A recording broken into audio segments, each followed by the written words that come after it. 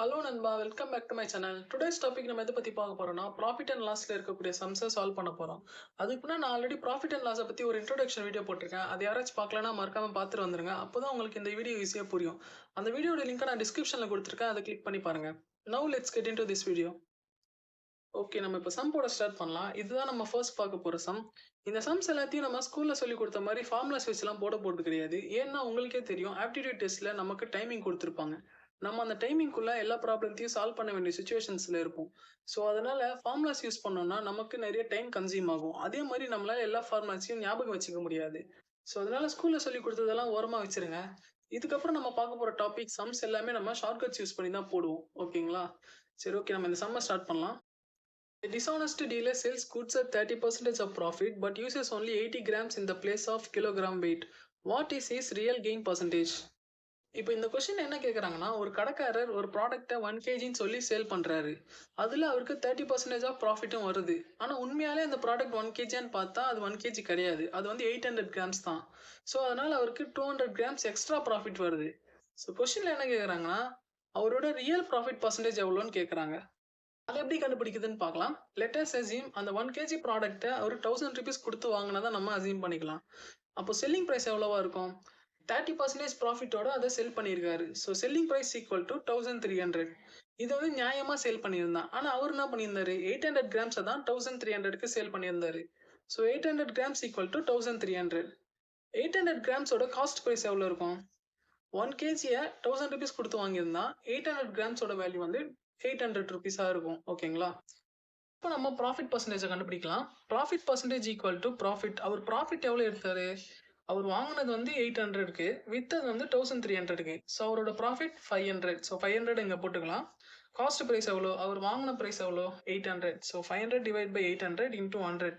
இந்த சம்மை நம்ம ஒர்க் அவுட் பண்ணோம்னா ப்ராஃபிட் பர்சன்டேஜ் ஈக்குவல் டு 62.5 அப்படின்னு சொல்லிட்டு நமக்கு ஆன்சர் கிடச்சிருச்சு. ஓகே, இப்போ நம்ம செகண்ட் கொஸ்டின் பார்க்கலாம். If the cost price of 15 article is equal to selling price of 12 articles, find gain percentage. இப்போ இந்த கொஸ்டின் என்ன கேட்குறாங்கன்னா, ஒரு ஷாப் கீப்பர் வந்து 15 ஆர்டிகல்ஸை சம் அமௌண்ட் கொடுத்து வாங்குறாரு. இப்போ அந்த 15 ஆர்டிகல்ஸில் 12 ஆர்டிகல்ஸை அவர் வாங்கின சேம் அமௌண்ட்டுக்கு சேல் பண்ணிடுறாரு. ஸோ தட் மீன்ஸ் அவருக்கு வந்து 3 ஆர்டிகல்ஸ் வந்து ப்ராஃபிட் ஆகிடுச்சு. இப்போ அவர் என்ன பண்ணுவார், அந்த 3 ஆர்டிகல்ஸை வேறு யாருக்காச்சும் விற்று அதில் வர ப்ராஃபிட்டை அவர் எடுத்துப்பார். இப்போ கொஸ்டினில் என்ன கேட்குறாங்கன்னா, ஃபைண்ட் கெயின் பர்சன்டேஜ், அதாவது ப்ராஃபிட் பர்சன்டேஜை கண்டுபிடிக்க சொல்கிறாங்க. அதை எப்படி கண்டுபிடிக்கிறதுன்னு பார்க்கலாம். ப்ராஃபிட் பர்சன்டேஜை கண்டுபிடிக்கிறதுக்கு என்ன பண்ணணும்? Profit divide by cost price into 100. இதில் நமக்கு ப்ராஃபிட் எவ்வளோ? 3 ஆர்டிகல்ஸ் தான் நமக்கு profit. So 3 divide by cost price எவ்வளோ? இந்த இடத்துல நம்ம 15 மென்ஷன் பண்ணிடக்கூடாது. ஏன்னா வந்துட்டு நமக்கு 12 ஆர்டிகல்ஸை சேல் பண்ணி தான் நமக்கு இந்த ப்ராஃபிட் கிடச்சிருக்கு. ஸோ அதனால் நம்ம இந்த இடத்துல 12ன்னு தான் நம்ம மென்ஷன் பண்ணோம். So 3 divide by 12 into 100. So இது எல்லாத்தையும் கேன்சல் பண்ணால் நமக்கு 25% ப்ராஃபிட் பர்சன்டேஜ் கிடச்சிருச்சு. ஓகே, இப்போ நம்ம தேர்ட் கொஸ்டின் பார்க்கலாம். You bought 20 shirts for 2000 and sold 15 of them for 1800. Calculate the cost price per shirt, the selling price per shirt, the total profit or loss and the profit percentage. So இப்போ இந்த கொஸ்டினில் என்ன சொல்கிறாங்கன்னா, நீங்கள் 20 ஷர்ட்ஸை 2000க்கு வாங்கியிருக்கீங்க. அதில் 15 ஷர்ட்ஸை 1800க்கு sale பண்ணியிருக்கீங்க. So கொஸ்டினில் என்ன கேட்குறாங்கன்னா, ஒரு ஷர்ட்டோட காஸ்ட் ப்ரைஸ் எவ்வளோ, ஒரு ஷர்ட்டோட செல்லிங் ப்ரைஸ் எவ்வளோ, ப்ராஃபிட் வேல்யூ எவ்வளோ, ப்ராஃபிட் பர்சன்டேஜ் எவ்வளோ அப்படின்னு சொல்லிட்டு நமக்கு கேட்குறாங்க. இது எப்படி சால்வ் பண்ணுறதுன்னு பார்க்கலாம். ஃபர்ஸ்ட் நம்ம ஒரு ஷர்ட்டோட காஸ்ட் ப்ரைஸை கண்டுபிடிக்கிறதுக்கு 2000 டிவைட் பை 20 ஒர்க் அவுட் பண்ணால் நமக்கு 100ன்னு சொல்லிட்டு வேல்யூ கிடைக்கும். ஸோ ஒரு ஷர்ட்டோட காஸ்ட் ப்ரைஸ் 100. ஸோ நெக்ஸ்ட் வந்து ஒரு ஷர்ட்டோட செல்லிங் ப்ரைஸ் எவ்வளோன்னு கண்டுபிடிக்கிறதுக்கு 1800 டிவைட் பை 15. ஸோ இதை வந்து நம்ம ஒர்க் அவுட் பண்ணோம்னா 120ன்னு சொல்லிட்டு நமக்கு ஆன்சர் கிடைக்கும். ஸோ ஒரு ஷர்ட்டோட செல்லிங் ப்ரைஸ் வந்து 120. So next total profit or லாஸை கண்டுபிடிக்கணும். அதை கண்டுபிடிக்கிறதுக்கு நம்ம 15 ஷர்ட்ஸோட காஸ்ட் ப்ரைஸ் எவ்வளோன்னு கண்டுபிடிக்கணும். ஸோ ஒரு ஷர்ட்டோட காஸ்ட் ப்ரைஸ் வந்து 100னா, ஸோ 15 ஷர்ட்ஸோட காஸ்ட் ப்ரைஸ் எவ்வளோ இருக்கும்? ஆப்வியஸாக 1500.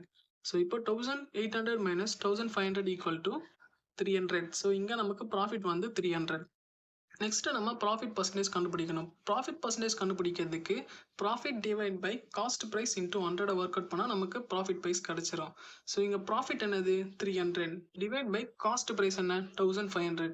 இதை ஒர்க் அவுட் பண்ணோம்னா ப்ராஃபிட் பர்சன்டேஜ் ஈக்குவல் டு 20%ன்னு சொல்லிட்டு நம்ம ஆன்சர் கண்டுபிடிச்சிட்டோம். நெக்ஸ்ட்டு ஃபோர்த்து சம் பார்க்கலாம்.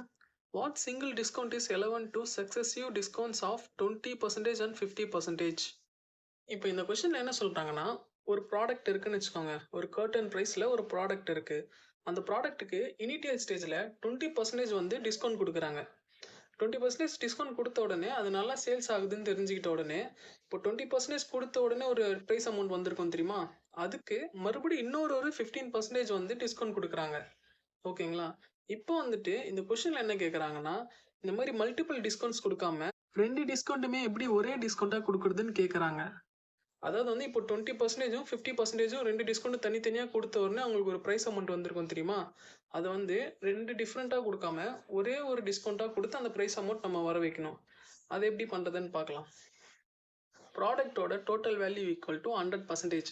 இந்த மாரி பெர்சன்டேஜ் சம் கேட்டாலே டோட்டல் வேல்யூ எப்பவுமே 100%ஆ தான் இருக்கும். ஓகேங்களா? நெக்ஸ்ட் வந்து கொஸ்டின்ல என்ன சொல்லியிருந்தாங்க?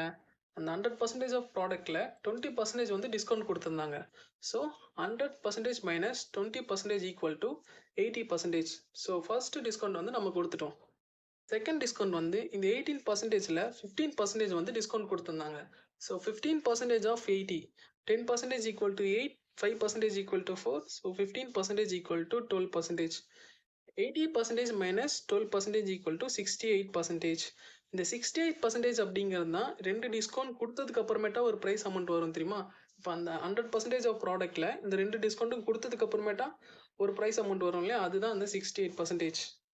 கொஸ்டின்ல என்ன கேட்டிருக்காங்க? 20% அண்ட் 50% டிஸ்கவுண்ட்ஸ தனித்தனியா குடுக்காம, ஒரே டிஸ்கவுண்ட்டா எப்படி குடுக்குறது அப்படின்னு கேட்டிருக்காங்க. ஸோ அத கண்டுபிடிக்கிறதுக்கு 100% மைனஸ் 68% ஈக்குவல் டூ 32%. ஸோ இந்த 32% தான் ஆன்சர். ஸோ இந்த 32% நம்ம டிஸ்கவுண்ட் குடுத்தோம்னா, நமக்கு 68%க்கு வந்து பிரைஸ் அமௌண்ட் வந்துரும். அதாவது 2 டிஸ்கவுண்ட்டா குடுக்காம, ஒரே டிஸ்கவுண்ட்டா குடுக்கறதுக்கு வந்து இதுதான் ஆன்சர்.